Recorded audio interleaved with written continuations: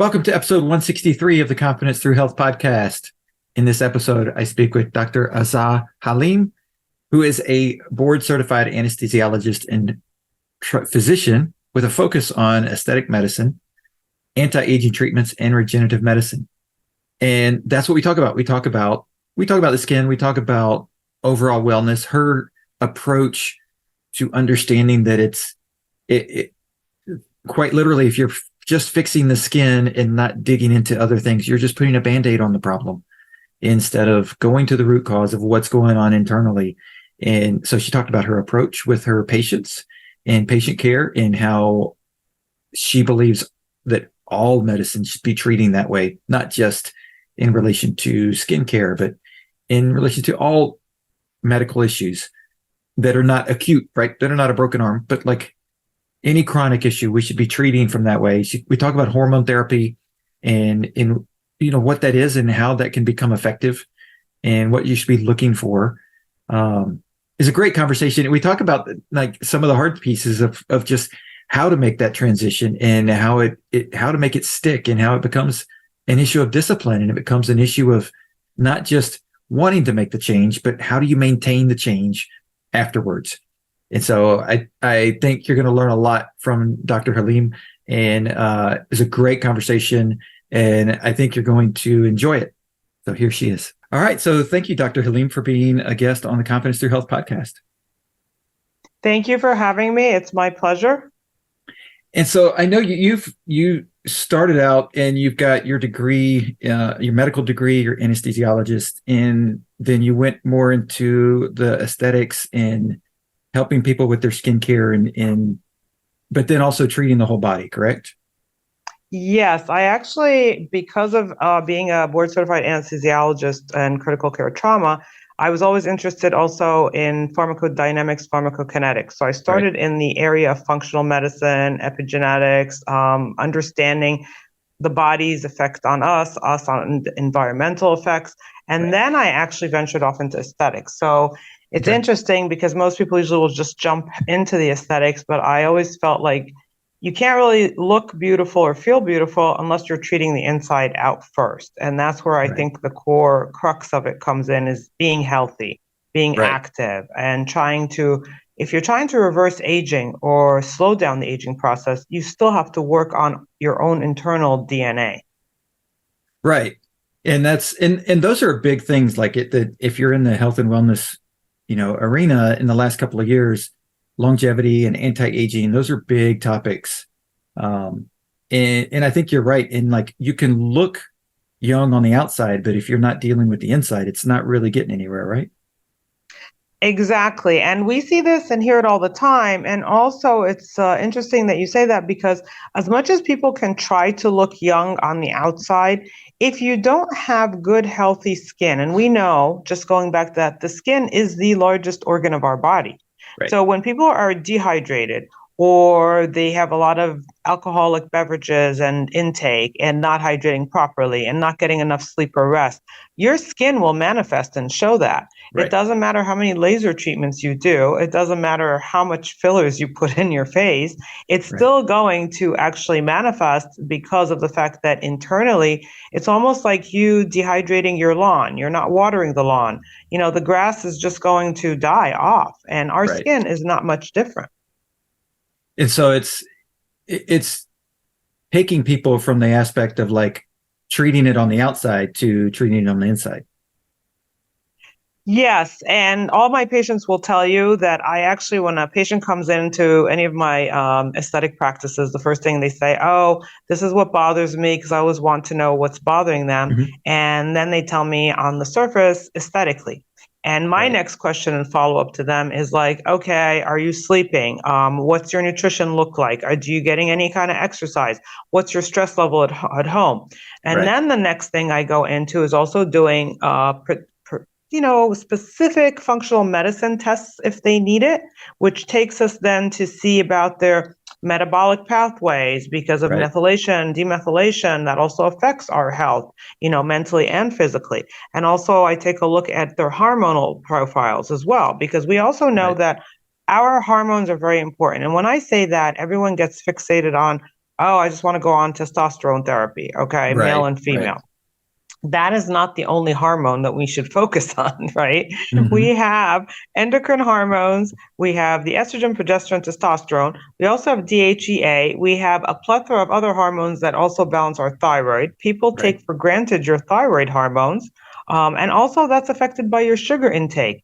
Just like your adrenal glands, they're affected by your lack of sleep and your Right. stress, fight and flight. And this is where I take a look at the big picture and I try to bring that all in first to focus on one area at a time and then add in the aesthetic treatments for them. And I'm assuming that obviously that to me, I mean, it sounds like that would make the longevity of those treatments more effective. Correct. Absolutely. Yes. Because once a person starts feeling healthy Mhm. and they have more energy, they're more compliant and Right. they actually have something more to look forward to. Because just imagine you get up every morning out of bed, you're tired, you don't feel that swoop of energy, you're Mhm. not really looking forward to anything. So you don't really sometimes you lose interest as to how you look, right? Right. Right. Whereas when you wake up revved up and you've gotten that proper sleep and you're not having disruptive sleep and you also feel energetic, you're going to be more likely to be compliant with your skincare regimen, your Right. nutrition, your exercise. And this is why I think it all ties in together. I Right. know most of us get wrapped up in everyday life and we tend to say, oh, okay, well, you know what? I have photo damage because of sun exposure. Let me just go get a laser. Right. Okay. So my next thing, even in that aspect, I tell patients is that, okay, great, we can do the laser, we can reverse and take away some of that photo damage. You still need to get on sunblock so you can prevent skin cancer.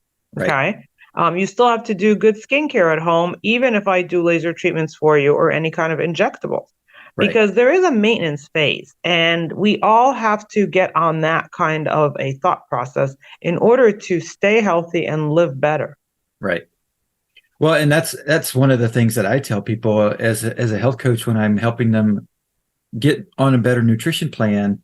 A lot of times they come and it's, I want to lose weight is a key factor in why they come and I'm like, okay, well, we can lose the weight, but if you don't understand how to eat properly, then you'll lose the weight, but then you'll gain it right back because you never learned the maintenance part of how to live that long life eating properly the rest of your life.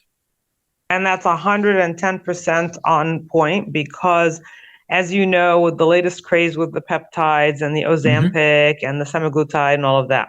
Yep. And I know that there are some people that are on the fence as to is it beneficial or not beneficial. And I'm all for it for the proper patient. Right. Okay.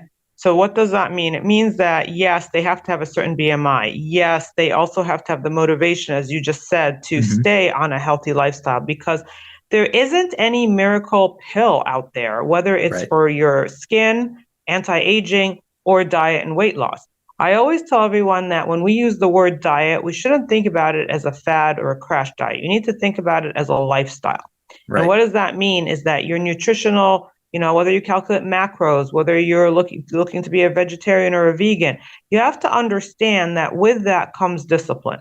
And you also have to have that motivation to stay healthy. So, yes, if someone is borderline metabolic syndrome or does have diabetes and is obese and meets that BMI criteria for Ozempic, I'm all for it. But I think that one of the big things that may be missing, and I think more of us should be doing with these patients, making sure, as you just said, as a health coach, making sure that they are actually on a proper nutrition plan, they Right. are exercising, because we also know that you can, with any product or weight loss process, you're going to lose muscle mass if you don't do weight training, if you Right. don't eat enough proper protein, if you don't exercise.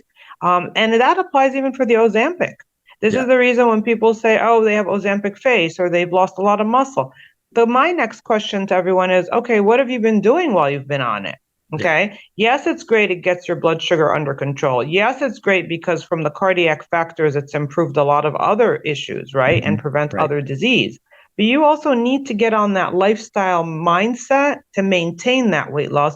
Or, as reported, you will regain all of that weight loss and then you've gone back to square one. Right.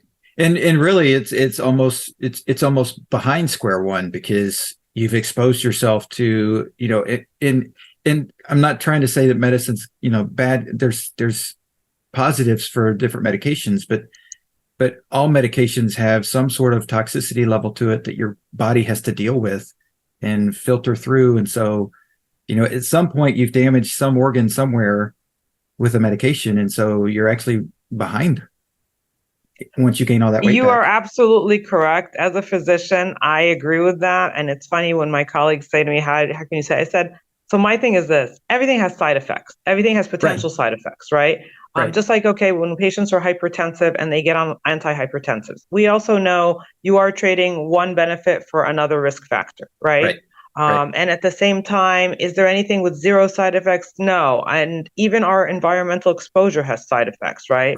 With Yep. the pollution, the weather, everything that we have, right? Yep. And there's a lot of environmental toxins, even molds that we Yep. know about.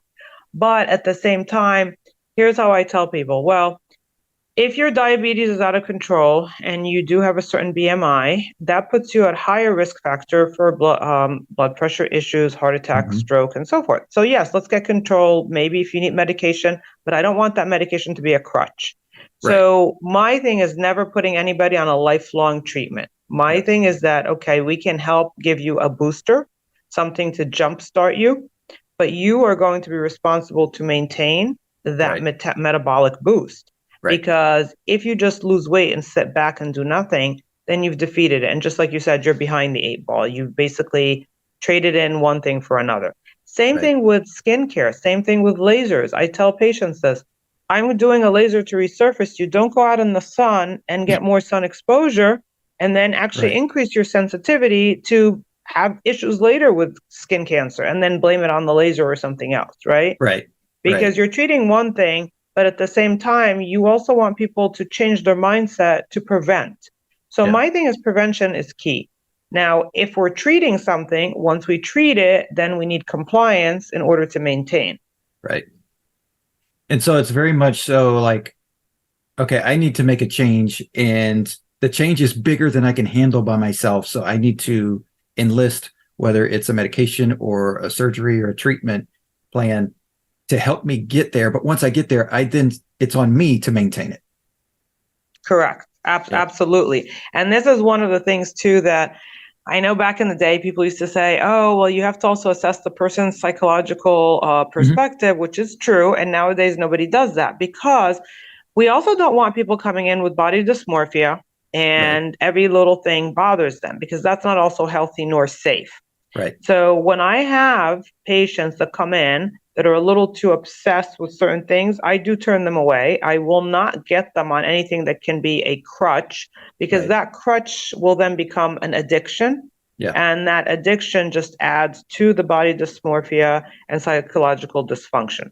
And I think mental health is very key. I think it ties into aesthetics. I think it ties into functional medicine. Unfortunately, not everyone ties all that in together. But even nowadays, we're also seeing more youth that are coming in, or their parents are bringing them in because of like acne scars. It's disfiguring. It's affecting their psyche. It's affecting their self-confidence. And I'm all for boosting self-confidence, because yes, I will help them with their acne scars. I will help them to improve their self-confidence. Just like also some children that come in and they're a little bit overweight, or they're being teased at school. My go-to is not to put them on a weight loss pill or to actually have them go on any kind of extreme anything. My thing is with any parent, I tell them, get them a nutritionist, get them an exercise coach or somebody that can work with them, and just be patient and get them motivated. Get them out of the house. Don't have them sitting at home playing video games all day, okay? Because that's also depressing after a while. And we're seeing a lot more mental health issues because of a lot of that. People have lost touch with in-person contact, unfortunately. Technology is great and we love it. It makes our life so much easier. But I think, number one, we need that person-to-person contact. We need more family interaction, intervention. We need proper guidance. And I think that's very important for any age.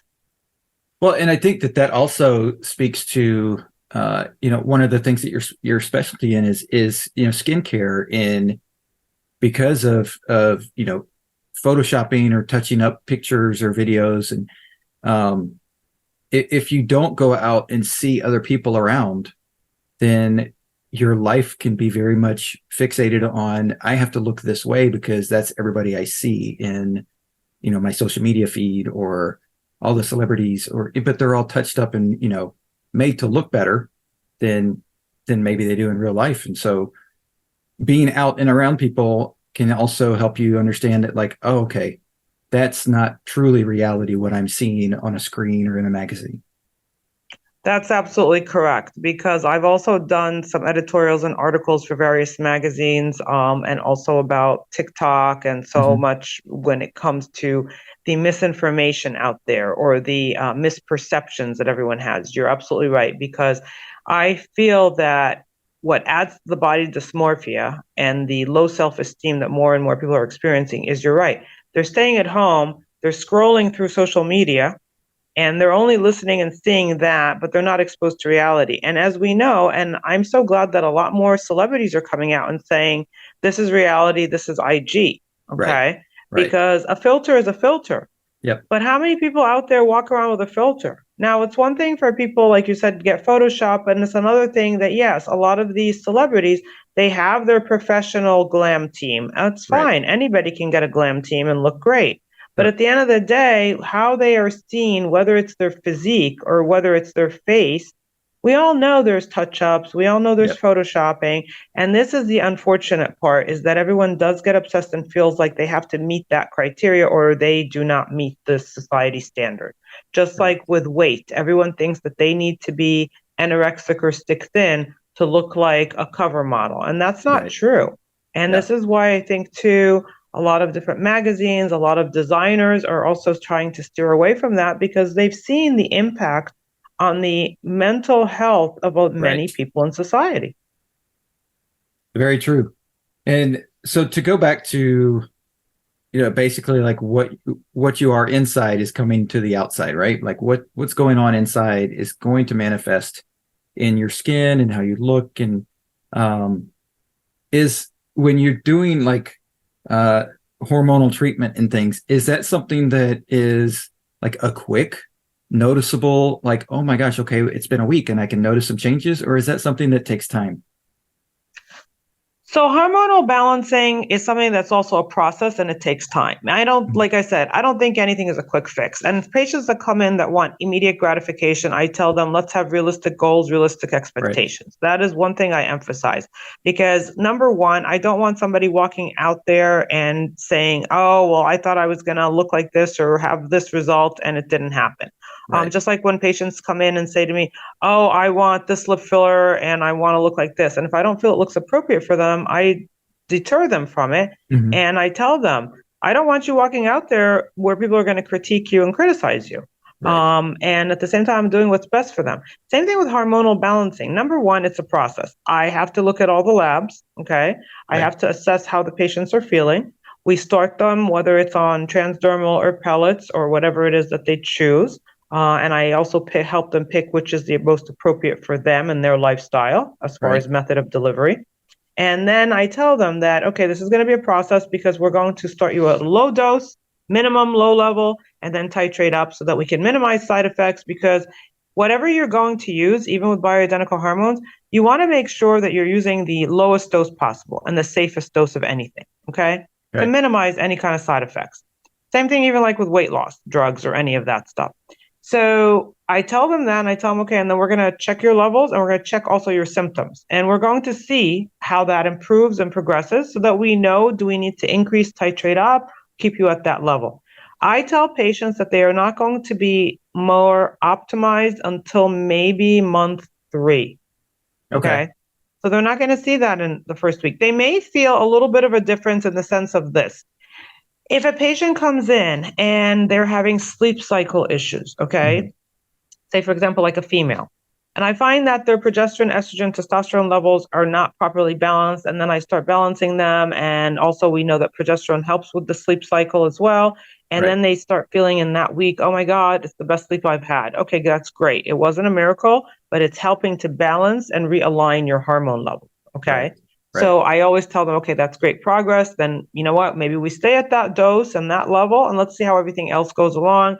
with the estrogen, progesterone, and make sure that you're all balanced between all the hormones. I also take a look at their thyroid hormones because don't forget, your thyroid is also important for your metabolism. It's also Right. important for your actual mental health as well. Because you know that when your thyroid level is not balanced, you can have mood swings, you can have Oh, yeah. depression, you can have lethargy, okay? Yep. Or you can also, on the other extreme end, be hyperactive, very anxious, okay? So that's also not good because that puts you in that fight and flight mode, Right. which then taxes your actual adrenal glands, right? Right. So people can be wired but tired, as we call Yep. it. Yep. So we need to take a look at all of that. It's not just a matter of, oh, here, and this is one of the things I tell a lot of my colleagues, and when I speak at a lot of the national international conferences, is that, okay, you're treating just estrogen, testosterone, progesterone, but have we looked at everything else? Because some Right. patients that I have seen have come to me or reached out to me that say, well, I've been on bioidentical hormone replacement for now a couple of years, and I'm still having this symptom or that symptom. They just keep increasing my dose. That's not the solution. Just Right. like patients that are hypothyroid and the endocrinologist just keeps increasing their synthroid, okay, which is a synthetic replacement. Well, Yep. have we looked at their T3, T4 conversion pathways? You know, because you just increasing the synthroid is only going to put them at risk of an arrhythmia or tachycardia because not everybody can tolerate the higher doses. Right. So we also need to make sure that they don't have underlying Hashimoto's, which is an autoimmune issue, and then maybe they're not responding. Because when people ask me and say, well, I've been on this drug, and it's not working, I just need a higher dose. And I always tell them, no, we need to assess why it's not working. Is it Right. your liver metabolism? Is it that you have downregulation of your receptors, that they're no longer sensitive enough, right? So we Right. need to fix that problem in order for you to be responsive to your medication. Right. Well, and that's very similar to one of the things that I tell people when they come for nutrition help is because they always think that the first thing I'm going to tell them is like, okay, well, you're going to eat properly, but here's all the vitamins you also have to take. And I don't usually hit them with vitamins off the top of it, because undoubtedly their gut is not absorbing properly. And so I'm like, and I tell them, I'm like, I can give you vitamins to take, but it's just going to be a waste of money because you're not going to absorb it properly until we get your gut functioning right. And so it sounds like hormones are sort of the same way, that like you can flood your body with an overdose of a hormone, but if it's not being put to use properly, it's not really doing any good.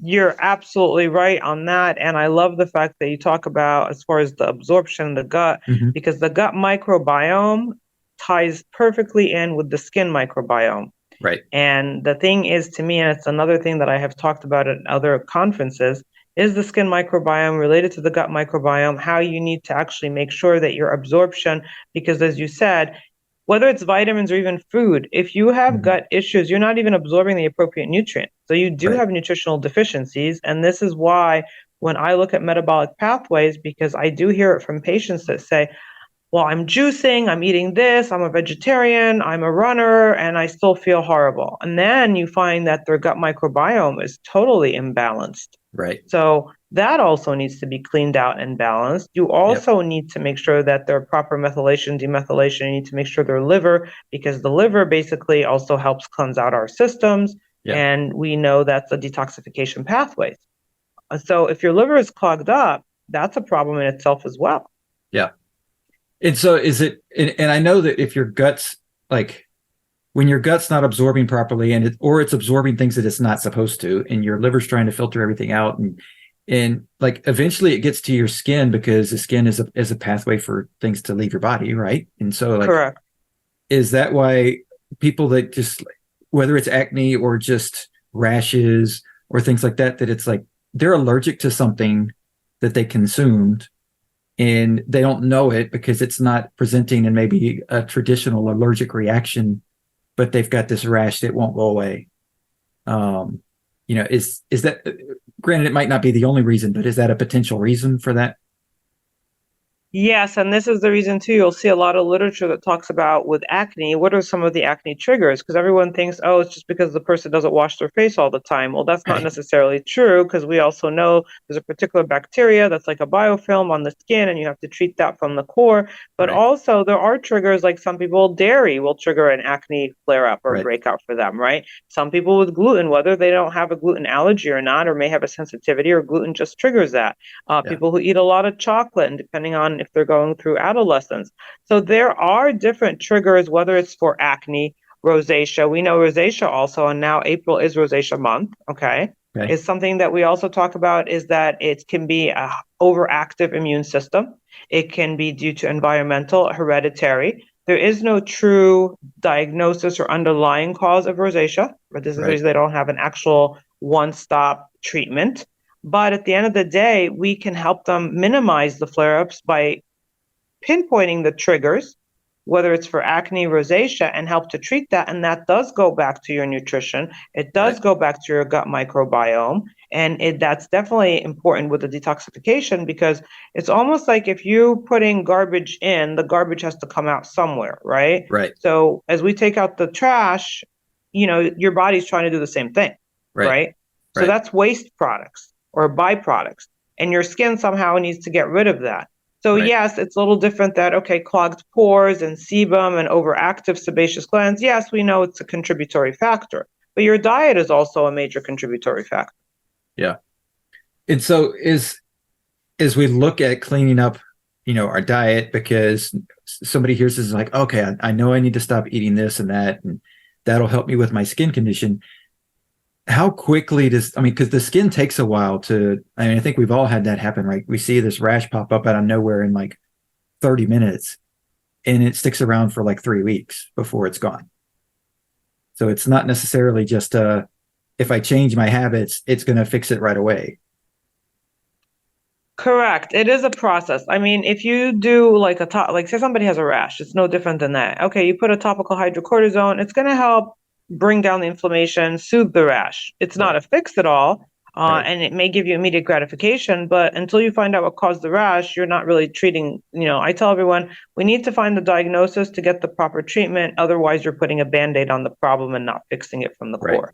Okay. Right. So yes, your skin will need a healing process and phase. You may be able to soothe down the inflammation, do anti-inflammatory products or treatments, but at the end of the day, it's going to come back unless you treat the core problem. And Right. that means you won't. That's why even with skincare, I tell patients, you may see instant gratification the first week or two, but you're not going to see true skin results before 6 weeks. Same Right. thing when we put people on vitamin supplements or any nutritional changes. Your body needs time to adjust, absorb, and accept, and then get onto that bandwagon. So I tell people don't get too excited before 6 weeks. Okay. Good to know. So we all want to look younger. We've talked about, like the skin, getting the skin to look younger and all that kind of stuff, but the looking younger is not always, and I imagine with some of your patients, like, and it sounds like you do a really good job of understanding beforehand what their triggers are. It's not just that they have scar tissue that they want to make look better, or they've got wrinkles that they want to go away. Because just looking younger is not necessarily going to make us feel younger. Correct. Absolutely. This is the reason, like I said, I have patients that are 70, 80 years old that are more active than some of my 30 and 40-year-olds, right? Right. And they even sometimes look better than some of the 30 or 40-year-old because some of those older patients are actually, God bless them, they're active, they're eating healthy because they want to have increased and improved longevity. They're also doing the sunblock, they're doing and their skin looks amazing and they're hydrating because they Right. basically want to make sure they're taking care of themselves. Whereas sometimes, younger people are a little bit, I don't know, kind of like, oh yeah, sure. They throw caution to the wind and they're like, yeah, I'll just do that tomorrow, or I'll do that tomorrow. Yeah. Now we do see a lot more millennials and Gen Z that are actually coming in that are more cognizant of being healthy. They're more Okay. into, especially like females, they're more about, oh, is this a clean makeup? Is this a clean product? Oh, Right? right. Everyone's Yep. trying to go green and organic. And I'm happy to hear and see that because Yeah. they're much more educated on that area than before. So at the end of the day, I always tell everybody, you still have to exercise, you still have to hydrate properly, you still have to eat properly, get enough sleep, and you have to feel good, because what is the point of someone who looks like they're 18 years old or 20 or whatever, but they can't climb up 2 flights of stairs, Right. right? Right. Or they can't really enjoy going out and walking around or going for a hike or doing everyday activities because of pain, discomfort, arthritis, joints and aches and pains. And Right. this is where, too, we also know, even with that, that's all inflammatory, and inflammation, which is overall generalized inflammation, contributes to even joint disease. Well, and you mentioned something about, the trend towards clean products.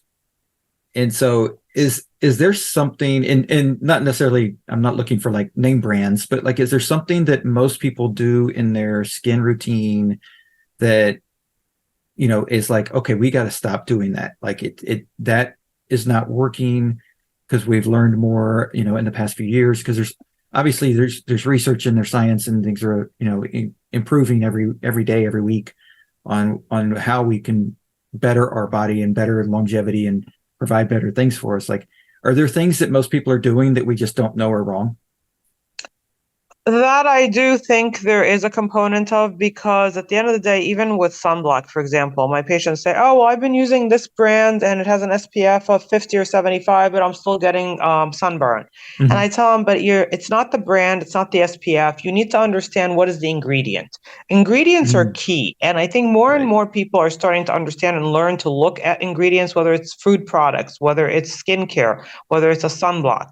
Because at the end of the day, for me, the content of the zinc oxide and having minimal or no additives to the zinc oxide is better Mm-hmm. for your skin and gives you better protection from UVA, UVB. Right.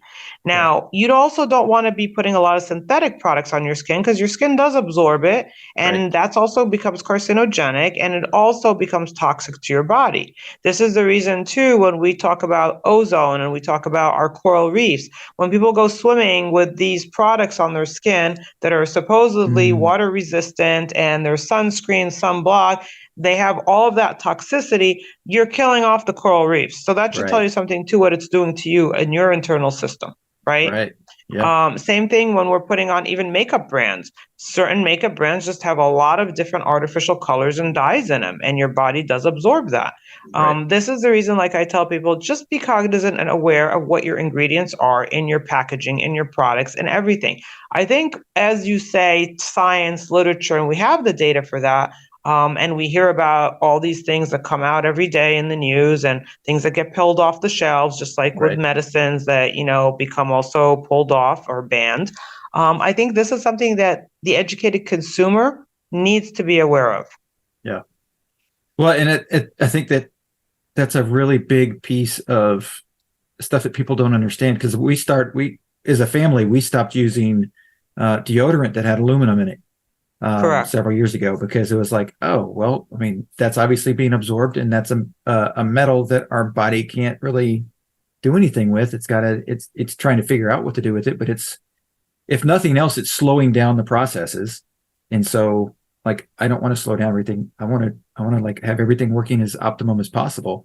So don't introduce junk into the process.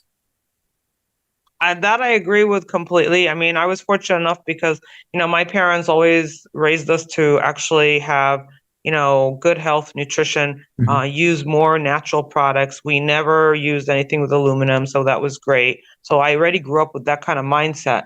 The other thing, too, is that we see and hear a lot more issues and health going down rather than up, because of all the toxicity in the environment, or the Mm-hmm. processing of whether it's processed foods. And now you're hearing and seeing in literature, in magazines, on the news, in Instagram, social media, whatever, online, Google, all of the toxins that we're absorbing, even in our day-to-day lifestyle. Right. Right. So Right. whether it's deodorants, whether it's talcum powder, don't forget all of that stuff too affects your hormones. And we are Yeah. seeing people becoming perimenopausal at a younger age.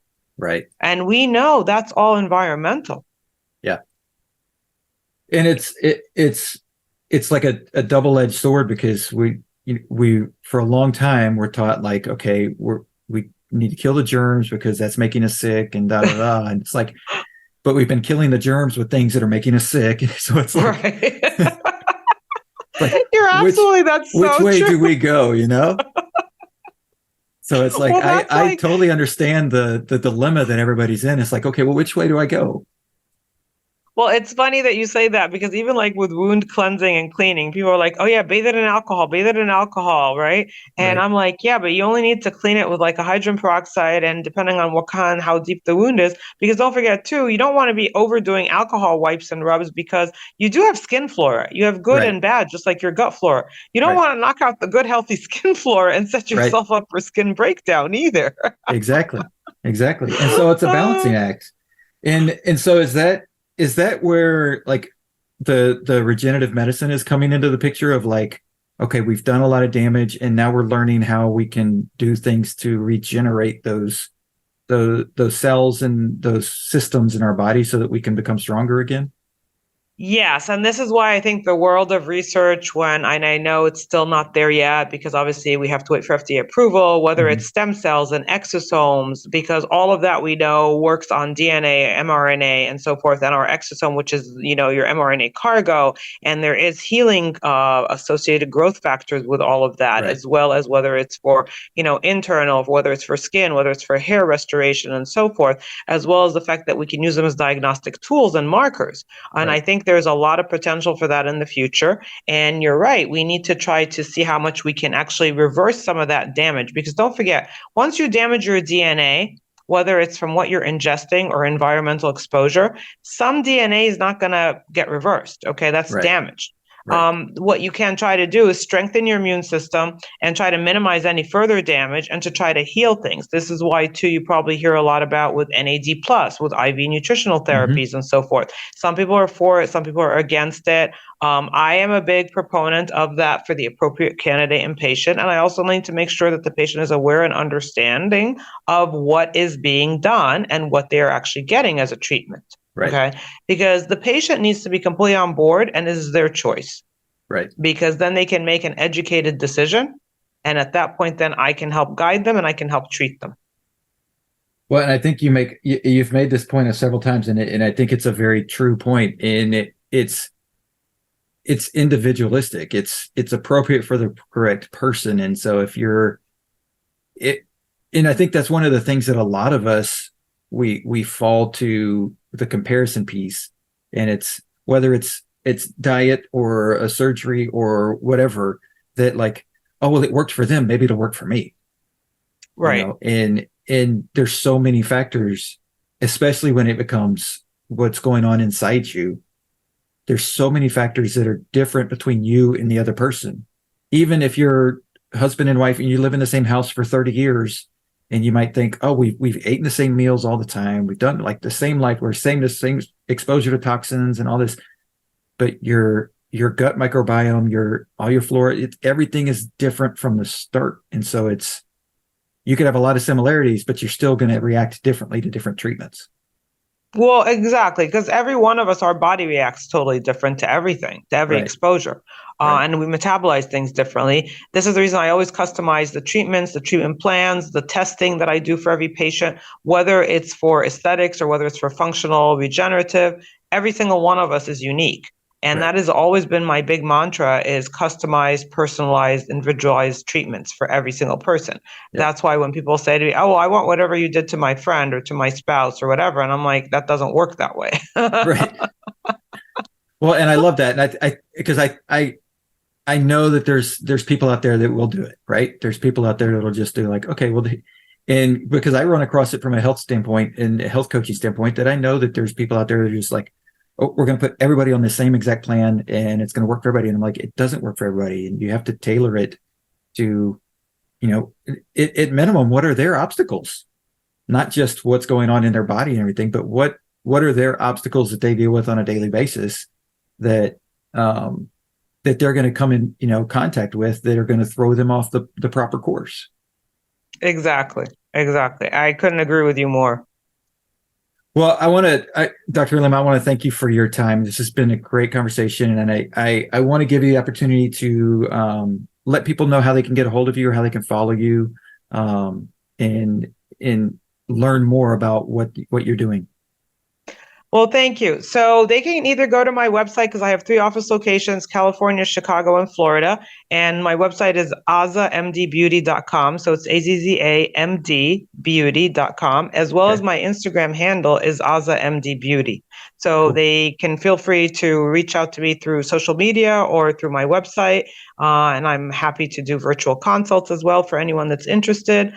So yes, because I do enjoy helping others. That's awesome. Well, and I will put those links in the show notes so they can just click on it and get right to it and connect with you. And Thank you again, so much. I want to thank you for being a guest. It's been a great conversation and a lot of good information for people. Thank you. And thank you for your time as well. Of course.